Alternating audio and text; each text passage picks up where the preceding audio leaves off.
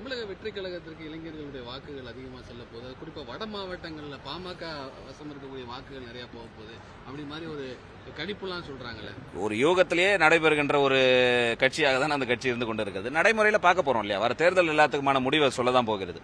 பாட்டாளி மக்கள் கட்சியை பொறுத்தவரை ஒரு கொள்கையின் பிடிப்போட வந்திருக்கக்கூடிய கூட்டம் இந்த கூட்டம். இன்னைக்கு இவ்வளவு காலையில இவ்வளவு பேர் இங்க வந்து நிக்கிறாங்க, ஒரு பைசா செலவு இல்லாம வந்து அவர்களே சொந்த காசு செலவு பண்ணிட்டு வந்து நிக்கிறாங்க அப்படின்னாலே அந்த கொள்கை பிடிப்பு உங்களுக்கு தெரியும்.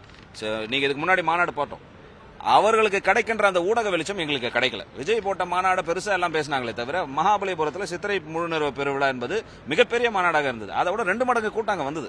ஆனா அதற்கான வெளிச்சம் தரவில்லை. இதுதான் தொடர்ச்சியாக நாங்க சமூக நீதியை தூக்கி பிடித்து சாதிவாரி கணக்கெடுப்பு நடத்து இடஒதுக்கீடு கொடுன்னு கேட்டா எங்களை சாதி கட்சின்னு அடையாளப்படுத்துறதனுடைய விளைவு தான் அதெல்லாம். மிக விரைவில் அதெல்லாம் மாற்றப்படும். விடுதலை சிறுத்தைகள் கட்சி தலைவர் திருமாவளவன் திரும்ப ஒரு விமர்சனத்தை வைக்கிறார். சாதிய ரீதியா வந்து பாமக செயல்பட்டுச்சு, அந்த அடிப்படையில் நான் கூட்டணிங்கிறதே கிடையாது அப்படிங்கிற மாதிரி திரும்பவும் உங்க மேல ஒரு விமர்சனத்தை வைக்கிறார். அவர் தேர்தலுக்காக எல்லாத்தையும் சொல்லிட்டு வருவாருங்க. பாட்டாளி மக்கள் கட்சி எல்லா சாதிக்குமான இடஒதுக்கீடை வென்றெடுத்திருக்குது. விடுதலை சிறுத்தை கட்சி ஒரு இடஒதுக்கீடு சொல்லுங்க.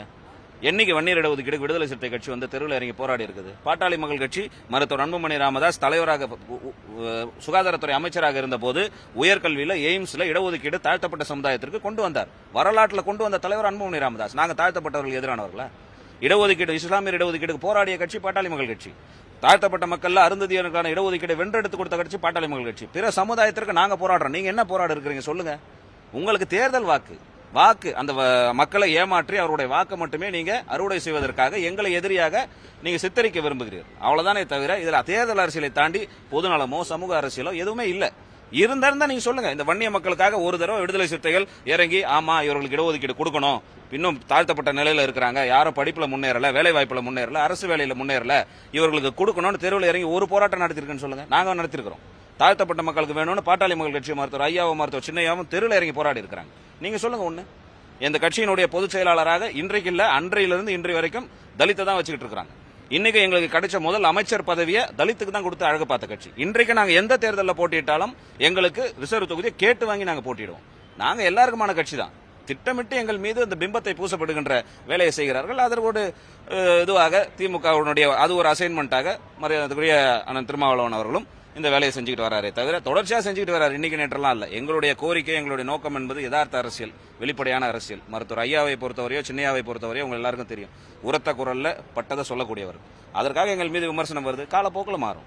மருத்துவர் ராமதாஸ் தரப்பு உங்க அணியோட கூட்டணி சேர்ந்தா இணைந்து பணியாற்றுவீங்களா? வாய்ப்பு இருக்கா? அதுக்கான சூழல்? அதற்கான முடிவெல்லாம் இளைஞர் அணியாக நாங்க எடுக்கக்கூடியதில்லை, கட்சியினுடைய தலைமை தான் எடுக்க வேண்டும். கட்சியினுடைய தலைமை எடுக்கக்கூடிய முடிவு தான் அது எல்லாமே. மருத்துவர் அன்புமணி ராமதாஸ் அவர்களும் உயர்நிலை குழு எல்லாம் இருக்கு எங்க கட்சியில. அவர்கள் முடிவு எடுத்து என்ன செய்கிறார்களோ அதன் அடிப்படையில் தான் நாங்க செய்யறோம். பணியாற்றுறதுக்கான சூழல் எல்லாம் ஒரே இதுதானங்க. இன்னைக்கு ஒரு சின்ன ஒரு என்ன சொல்ற சதி வலையில மருத்துவர் ஐயாவை விளைவித்து விட்டார்கள் என்பதுதான் மருத்துவர் அன்புமணி ராமதாஸ் அவர்களுடைய தொடர்ச்சியான ஒரு குற்றச்சாட்டா இருந்து கொண்டிருக்கிறது. திமுக இந்த வேலையை திட்டமிட்டு செய்கிறார்கள் என்று எங்களுடைய தலைவர் மருத்துவர் அன்புமணி ராமதாஸ் வெளிப்படையாவே சொல்லியிருக்காரு. மறைமுகமா ஒளிவு மறைவெல்லாம் சொல்லல. 4-5 பேரை வச்சு மருத்துவர் ஐயாவை வந்து இந்த பயன்படுத்தி இந்த கட்சியை பலவீனப்படுத்த வேண்டும், ரெண்டாக்க வேண்டும், இந்த சமுதாயத்தை பிரிக்க வேண்டும் என்ற ஒரு சதி வேலையை திமுக செய்கிறது. அது மிக விரைவில் உடஞ்சி எல்லாம் ஒன்னாகுன்றது நாங்கள் பிளே ஸ்டோர் மற்றும் ஆப் ஸ்டோரில் இருந்து பாலிமர் செயலியை QR கோடு மூலம் பதிவிறக்கம் செய்யுங்கள். செய்திகளை உடனுக்குடன் பெறுங்கள்.